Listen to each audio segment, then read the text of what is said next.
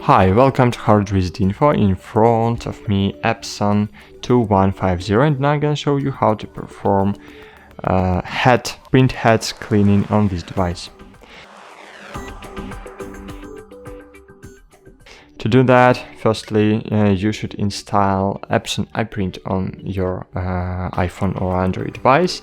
Afterwards, you should connect your printer to the Wi-Fi network, so your Wi-Fi indicator should be still lighting.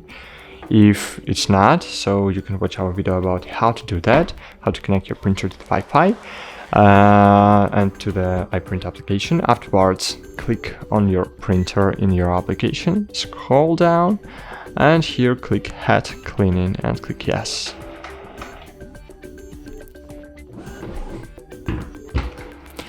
I suggest you to install one card of paper.